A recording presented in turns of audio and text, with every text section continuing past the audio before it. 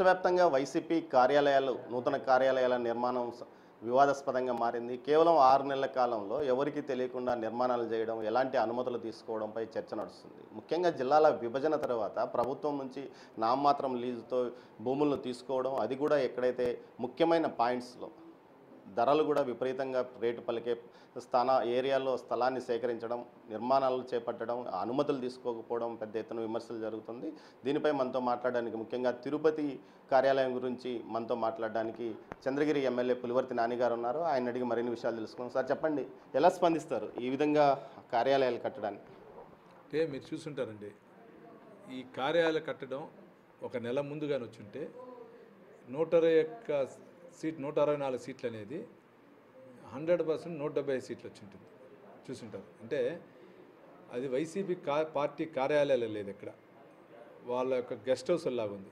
European styles గతంలో British కాలంలో కట్టారు చూడండి, బంగ్లాలో వాళ్ళ విడిదికి ఎక్కడెక్కడ విడిది చేస్తారో వాళ్ళ ఆ విడిదిలాగా కట్టుకున్నారు. ఇంకా తిరుపతి జిల్లాకి ఎత్తుకుంటే ఇక్కడ ఏపీఐఎస్ ల్యాండ్, అది ఏపీఐఎస్ ల్యాండ్లో ఏ విధంగా తుడా అనుమతులు లేకుండా కట్టారో తెలియట్లేదు. దీన్ని ఇచ్చినటువంటి ఆ ఏపీఎస్ ల్యాండ్ ఇచ్చినటువంటి అధికారులను ఫస్ట్ సస్పెండ్ చేయాలి. దీని అనుమతి లేకుండా అక్కడ చేస్తున్నట్టు పట్టించుకున్న ఎంపీడీఓ గారు కానీ లేదా స్థానిక సెక్రటరీలు కానీ వాళ్ళందరినీ ఫస్ట్ ప్రతి చోట సస్పెండ్ చేస్తేనే దీనికి ఒక మార్గం వస్తుంది. పార్టీ కార్యాలయాలు కట్టుకోవద్దని ఎక్కడా చెప్పలేదు. తెలుగుదేశం కానీ, కాంగ్రెస్ కానీ, బీజేపీ కానీ, జనసేన కానీ, సిపిఐ అందరూ కట్టుకోవచ్చు. దానికి ఒక పరిమితులు ఉంటాయి. ఆ చట్ట ప్రకారం అనుమతులు ఇస్తూ దాని ప్రకారం చేసుకోవచ్చు. కానీ ఈ విధంగా లేదు.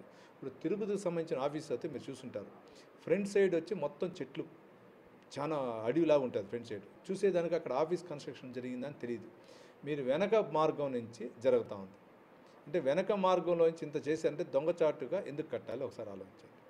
అది చుట్టుపక్కల industrial area, top 1 industrial area, అటువంటి చోట కట్టారు. ఇట్లా చేశారంటే ఏ విధంగా వాళ్ళ యొక్క దివాలతనం, ఏ విధంగా వైసీపీ పార్టీకి సంబంధించిన ఇక్కడ ఎమ్మెల్యేలు ఏ విధంగా ప్రవర్తించారో అర్థం చేసుకోవచ్చు. ఏదైతే ఈ తిరుపతికి కలెక్టరేట్ ఇంతవరకు లేదు.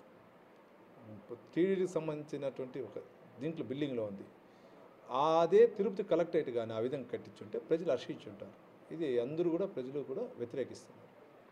ఏదైతే అటు ఎయిర్పోర్ట్కు నేషనల్ హైవేకి మధ్యలో చాలా సెంటర్ పాయింట్లో నిర్మాణం కొనసాగుతుంది, నామమాత్రపు లీజు, ఇవన్నీ ప్రజలకు తెలిసినా కానీ ప్రజలు ప్రశ్నించే స్థితిలో ఉన్నారంటారు. 100% ఇప్పుడే చూశారు కదా, ప్రజలు చాలా తెలివైనవారు. ఎవరు మాట్లాడకపోయినా నిన్న రిజల్ట్ మీకే చూసుంటారు, అదేవిధంగా ఇస్తారు. రాబోయే కాలంలో ఈ ఆఫీసులు అనేది కూడా ఇంకా బాగా తెలుస్తుంది ప్రజలకి. మేము తప్పు చేసినా కూడా అదేవిధంగా ఉంటుంది. మీరు ఇప్పుడు ప్రభుత్వం నుంచి వాటిని స్వాధీనం చేసుకోవాలని నిర్ణయం తీసుకుంటారా, లేకపోతే ఏదైనా హాస్పిటల్స్ కానీ ఇతర ప్రభుత్వ కార్యాలయాలకు ఉపయోగించుకునే విధంగా ఏదైనా ప్లాన్ చేయబోతున్నారా? అంటే చట్ట ప్రకారం న్యాయ వ్యవస్థ ఏ విధంగా ఉందో ఆ విధంగా తీసుకుంటారు. ఇప్పుడు మీరు చూసుంటారు, గతంలో తమిళనాడు చెన్నై సిటీలో మౌంట్ రోడ్లో ఒక జయలలిత గారు ఒక బిల్డింగ్, కరుణానిధి గారు ఒక బిల్డింగ్ కట్టారు. జయలలిత గారు వచ్చిందని దాన్ని హాస్పిటల్ చేశారు, అంత పెద్దది. ఈరోజు టాప్ 1 హాస్పిటల్ అది.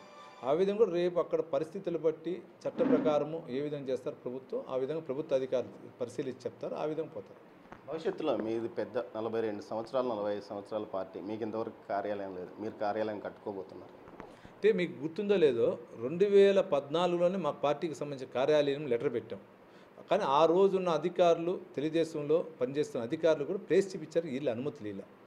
మళ్ళీ మేము ఆ లోపల గవర్నమెంట్ పోయింది. మేము 100% అనుమతులు తీసుకొని, అనుమతుల ద్వారా లీజుకున్న ఉంటే లీజు తీసుకుంటాం, కొన్ని చోట్ల కొనాలంటే కొనుక్కుంటాం. కొనుక్కుని ప్రభుత్వ పరంగా, న్యాయపరంగా ఏ విధంగా అనుమతులు రావాలో అనుమతులు తీసుకొని కడతాం. నేను చంద్రగిరి నియోజకవర్గంలో అయితే అదే విధంగా తీసుకొని చంద్రగిరి నియోజకవర్గం కార్యాలయం కడతాను. మీది 40-50 సంవత్సరాల వరకు, సుమారు 50 సంవత్సరాలు ఉన్న పార్టీ ఒక కార్యాలయం కట్టుకోలేదు. కేవలం 5 సంవత్సరాలు రూలింగ్లో ఉన్న పార్టీ, 10 సంవత్సరాల వయసు ఉన్న పార్టీ ప్రతి జిల్లా కేంద్రంలోనూ విలాసవంతమైన కోట్లాది రూపాయలు వ్యయం చేస్తూ కార్యాలయాలు కట్టుకోగలిగింది. మీ చేత ఎందుకు కాలేకపోయింది?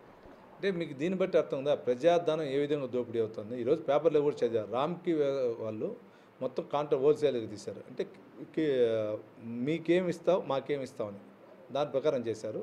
అంటే ప్రజల సొత్తు రామ్కీకి ఇచ్చుంటేనే కదా రామ్కీ అంత కన్స్ట్రక్షన్ జరుగుతుంది. ఒక బిల్డింగ్ కాస్ట్ చూస్తే ఆర్కిటెక్ట్ ప్రకారం చూస్తే మినిమం 25 కోట్ల నుంచి 30 కోట్లు అవుతుంది. 30 కోట్లు ఇంటూ 14 జిల్లాలు కట్టుండారు, 26 జిల్లాలు కట్టుండారు. 26 జిల్లాలు ఇంటూ 30 అంటే ఎన్ని కోట్ల వాళ్ళకు లబ్ధి ఉంది ఆలోచించండి. ప్రజాధనం దుర్వినియోగం తప్పించి ఏం లేదు. ఆఫీస్ అనేది నామినల్గా ఉంటుంది కానీ అట్లా ఎప్పుడు ఉండదండి.